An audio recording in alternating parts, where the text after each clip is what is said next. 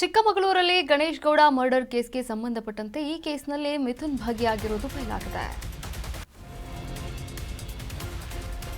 ಚಿಕ್ಕಮಗಳೂರಲ್ಲಿ Ganesh Gowda murder case, ಈ ಕೇಸ್ಗೆ ಸಂಬಂಧಪಟ್ಟ ಹಾಗೆ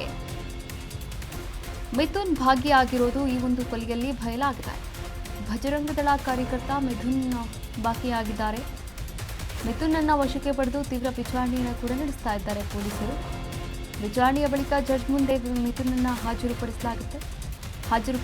ಈಗ ಆಲ್ರೆಡಿ ಜಡ್ಜ್ ಮುಂದೆ ಮಿಥುನ್ ಹಾಜರುಪಡಿಸಿದಂತಹ ಖಾಕಿ ಪಡೆ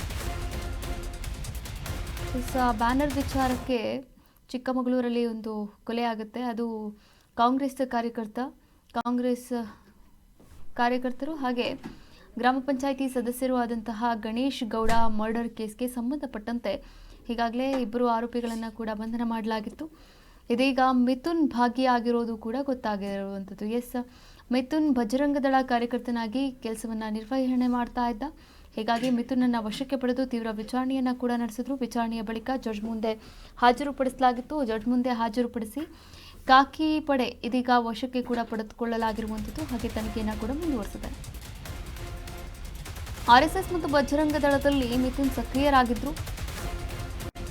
ಗಣೇಶ್ ಹತ್ಯೆಯಲ್ಲಿ A6 ಆರೋಪಿಯಾಗಿರುವಂತಹ ಮಿಥುನ್, A1 ಆರೋಪಿ ಸಂಜಯ್ ಹಾಗೂ A3 ಆರೋಪಿ ನಾಗಭೂಷಣ್ಗೆ ಮಲ್ಲೇಗೌಡ ಸರ್ಕಾರಿ ಆಸ್ಪತ್ರೆಯಲ್ಲಿ ಚಿಕಿತ್ಸೆ ಕಂಟಿನ್ಯೂ ಆಗಿದೆ. A2 ಆರೋಪಿ ನಿತಿನ್, A4 ಆರೋಪಿ ದರ್ಶನ್, ಅಜಯ್ಗಾಗಿ ಹುಡುಕಾಟವನ್ನು ಕೂಡ ನಡೆಸಲಾಗ್ತಾ ಇದೆ. ಗಣೇಶ್ ಹತ್ಯೆಯ ಬಳಿಕ ಎಸ್ಕೇಪ್ ಆಗಿರುವ ಮೂವರು ಹಂತಕರ ಬಂಧನಕ್ಕಾಗಿ 4 ಪೊಲೀಸರ ತಂಡ ರಚನೆ ಮಾಡಲಾಗಿದೆ. ಟೀಮ್ ರಚನೆ ಮಾಡಿದ ಮಂಗಳೂರು ಎಸ್ಪಿ ವಿಕ್ರಮ್ ಆಮ್ಟೆ. ಆರ್ಎಸ್ಎಸ್ ಮತ್ತು ಬಜರಂಗ ದಳದಲ್ಲಿ ಮಿಥುನ್ ಸಕ್ರಿಯನಾಗಿದ್ದ. ನೀವು ಕೂಡ ದೃಶ್ಯಾವಳಿಗಳಲ್ಲಿ ಗಮನಿಸ್ತಾ ಇದ್ರಲ್ಲ, ಈತನೇ ಮಿಥುನ್. ಇನ್ನು ಗಣೇಶ್ ಹತ್ಯೆಯಲ್ಲಿ A6 ಆರೋಪಿಯಾಗಿದ್ದಾರೆ ಮಿಥುನ್.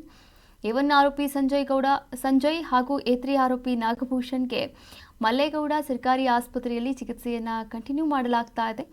A2 ಆರೋಪಿ ನಿತಿನ್ ಹಾಗೆ A4 ಆರೋಪಿ ದರ್ಶನ್, ಅಜಯ್ಗಾಗಿ ಹುಡುಕಾಟವನ್ನು ಕೂಡ ನಡೆಸಲಾಗ್ತಾ ಇರುವಂಥದ್ದು. ಗಣೇಶ್ ಹತ್ಯೆಯ ಬಳಿಕ A2 ಆರೋಪಿ ನಿತಿನ್, A4 ಆರೋಪಿ ದರ್ಶನ್ ಹಾಗೂ ಅಜಯ್ ಎಸ್ಕೇಪ್ ಆಗಿದ್ದಾರೆ. ಈ ಮೂವರು ಹಂತಕರ ಬಂಧನಕ್ಕಾಗಿ ಪೊಲೀಸರು 4 ತಂಡಗಳ ರಚನೆಯನ್ನು ಮಾಡಲಾಗಿದೆ. 4 ತಂಡಗಳ ಒಂದು ಕಾರ್ಯಾಚರಣೆ ಮುಂದುವರೆದಿದೆ ಅಂತಲೇ ಹೇಳ್ಬೋದು.